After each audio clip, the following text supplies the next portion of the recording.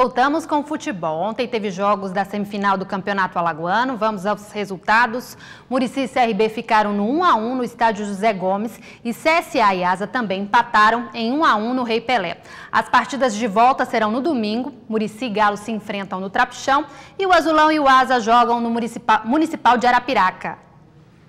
Eles estão nas ruas, são quase invisíveis para uns e um grande incômodo para outros. Nós estamos falando dos moradores de rua, pessoas que por algum motivo deixaram seus lares para viver em praças e calçadas. Uma dura realidade cheia de riscos e poucas oportunidades. O mesmo destino para diferentes histórias. Depois que eu perdi minha mãe, meu pai arrumou outra e eu não podia ver a situação, ela ajudando dos meus irmãos mais novos, e eu saí de casa maldito para evitar problema. Perdi meu pai, depois perdi minha mãe e vim para a rua. Para hoje eles têm esquinas, calçadas e praças. A vida da rua, tem muitos que quer aprontar um com o outro, né? O caba sofre muito. E assim a vida segue, um dia de cada vez. Hoje a senhora não tem nada para comer? Tem um manga só, que eu pego no pé de manga ali na madruga. Fico lá no sinal. Aqui no sinal da Paracapudade, fico pedindo de dinheiro um, tem dinheiro a outro. É quando os problemas sociais só aumentam. Com fome, sem ter o que comer, pedir esmolas é a saída para muitos desabrigados se manterem. Sinal de trânsito são os locais preferidos deles. Um hábito que assusta e incomoda muita gente. Fica chato, às vezes você está numa lanchonete, uma coisa, comendo, aí chega um pedindo. Nem toda hora a gente tem. A Praça Deodoro virou uma esculhambação agora. Mas a rua é tão pública, mas tão pública que morar nela não viola nenhuma lei, desde que barracos e abrigos não sejam construídos. Qualquer particular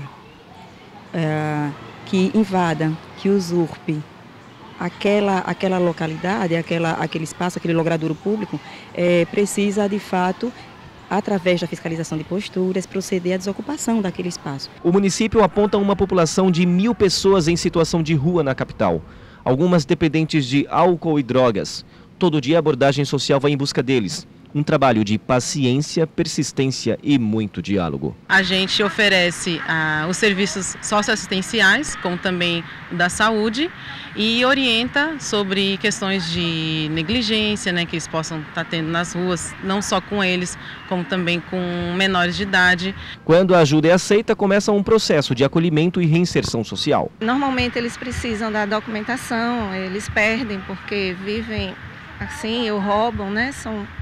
E aí a gente vai em busca desse documento, certidão de nascimento, carteira de trabalho, identidade.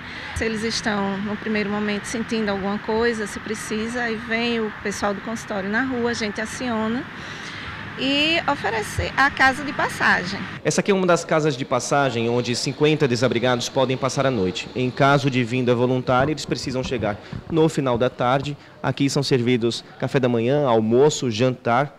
Tem espaço para dormir e para fazer a higiene pessoal.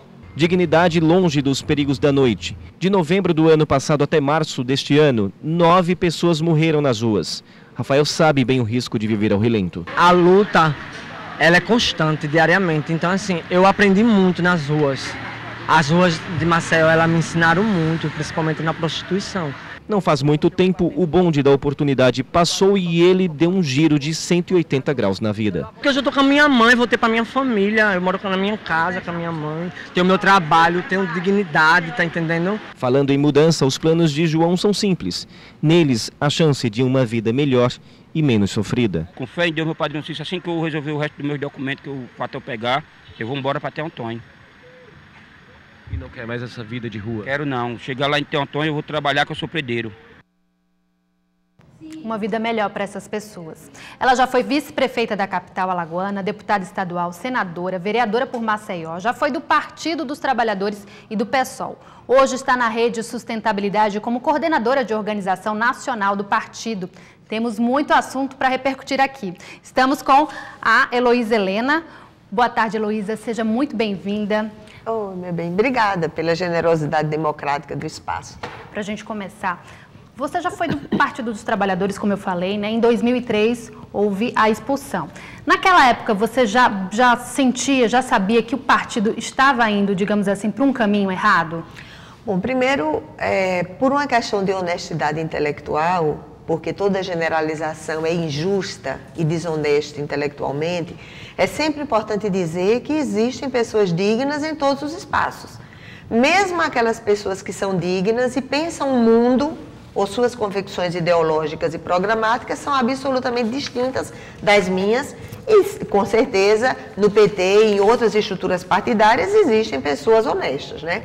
Eu digo sempre que o bom mesmo seria que tudo que eu dizia há 11 anos atrás, porque nenhuma dessas coisas, claro que os detalhes dessas coisas, como elas são apresentadas, até por ter o procedimento investigatório, quebra de sigilo bancário, fiscal e telefônico, são muito maiores.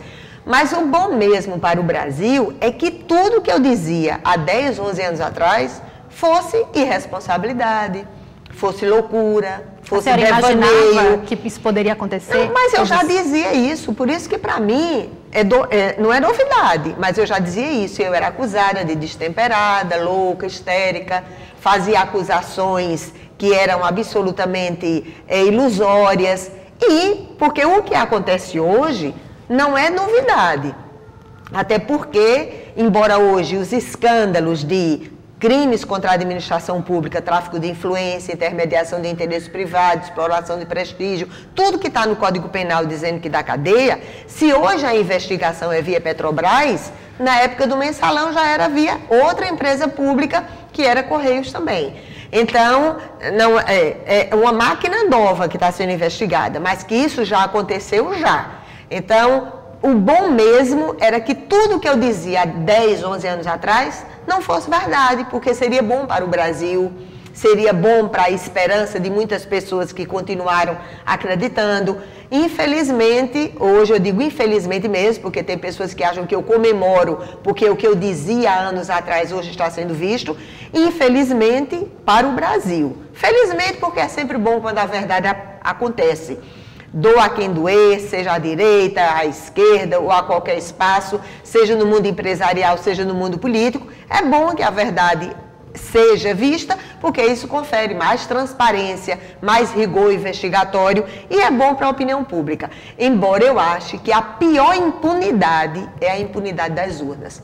É ótimo quando tem uma Operação Lava Jato, é ótimo quando você vê a coragem de um juiz, de um delegado federal, do Ministério Público, é importantíssimo isso, mas o bom mesmo quando isso acontece nas urnas, porque a pior impunidade é aquela que é conferida no momento mais legítimo que se tem das escolhas, que é justamente o processo eleitoral. E nem sempre isso acontece, porque às vezes a população acaba derrotando quem é honesto e acaba, infelizmente, ajudando a eleger determinadas pessoas que envergonham, né, depois que estão nas instâncias de decisão política, nos espaços de poder.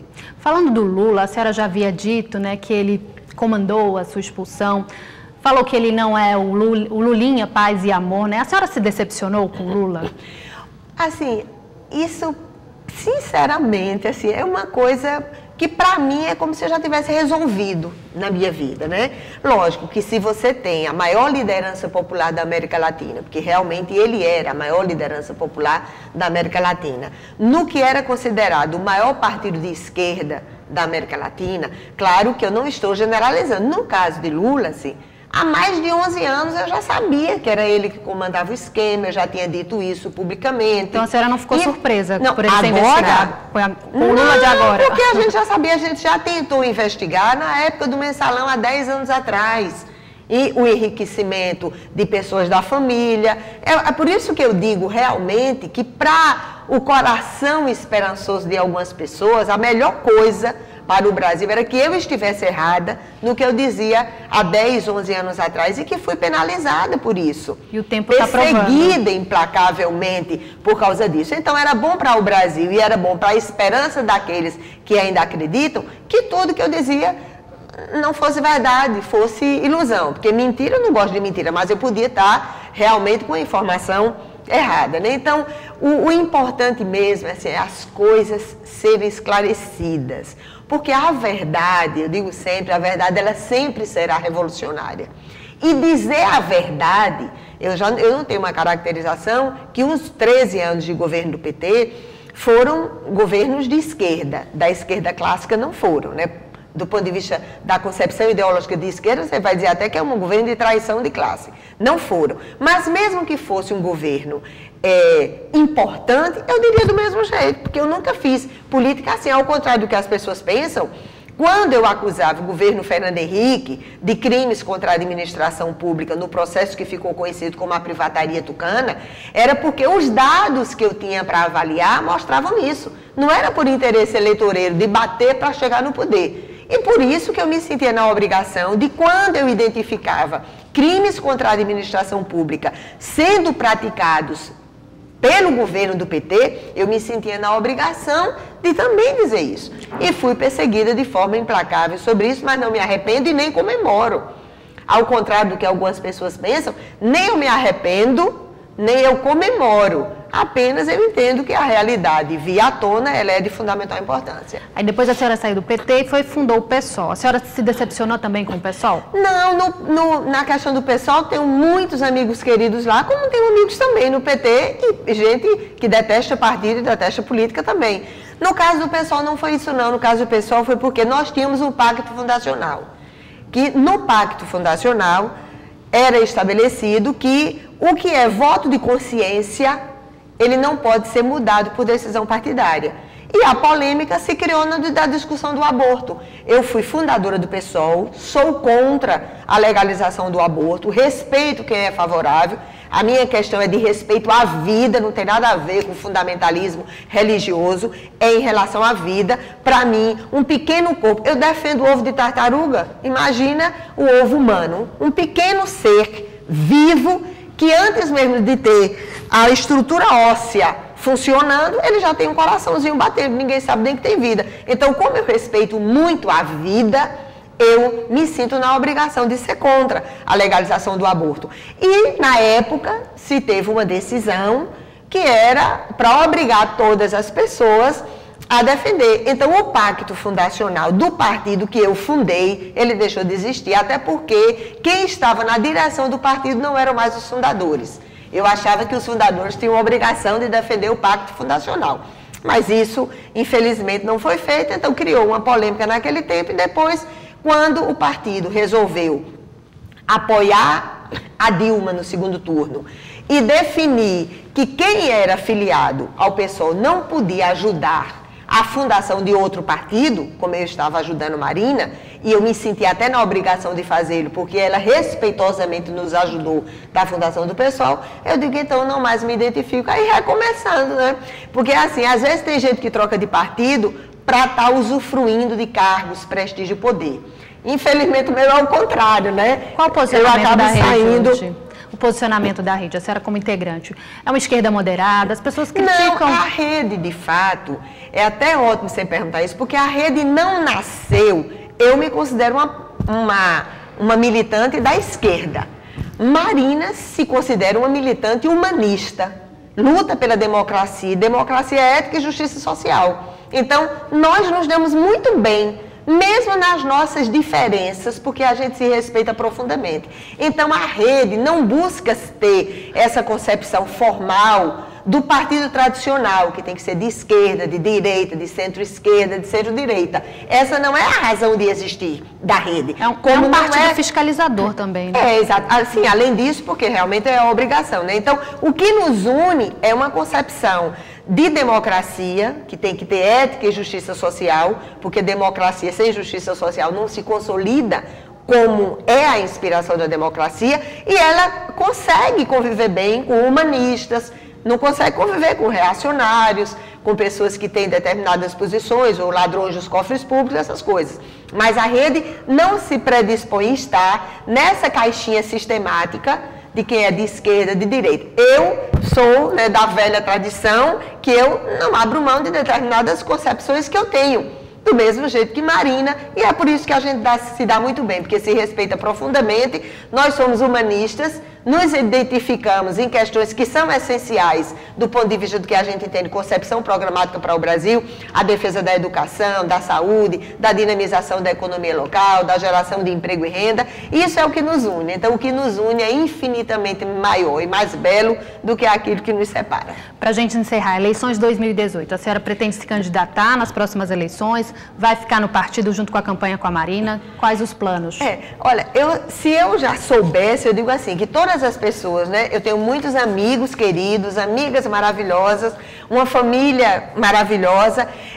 Era muita vontade de Marina que eu saísse de Alagoas, porque às vezes a gente olha para Alagoas, não apenas, né, as coisas feias e apodrecidas que a Lava Jato está mostrando, mas a gente sabe as dificuldades de fazer campanha aqui. Sem estrutura de poder, sem a máquina de moer gente, sonho e dignidade, que é o dinheiro sujo que entra no processo eleitoral, sem violência.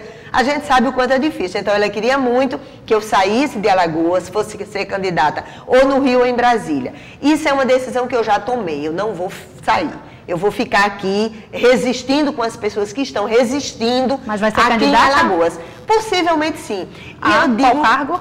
E eu digo ali, não é para fazer mistério não, porque se eu já tivesse decidido, eu estou decidindo com as pessoas que sempre andaram comigo, com amigos, com familiares, conversando com as pessoas. Tem gente que acha que eu devo ser candidata a senadora, tem gente que acha que eu devo ser candidata a deputada federal. Então, isso vai ser uma coisa discutida com várias pessoas que sempre me acompanharam, que sofrem comigo, que são solidárias a mim ao longo da minha militância. Mas se eu soubesse, eu dizia, porque eu não gosto desse mistério de política, não. Eu dizia logo, né? E para que as pessoas até pudessem já começar a ajudar. Mas é uma decisão que a gente vai fazer coletivamente.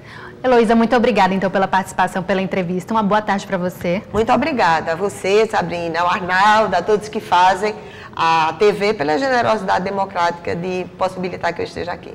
Obrigada. E o Jornal do Dia da TV Ponta Verde, emissora do Sistema Opinião, fica por aqui. Nos vemos amanhã depois do Plantão Alagoas. Às 5h30 da manhã tem boletim de ocorrência com Luiz Uchoa. Uma boa tarde para você e até amanhã.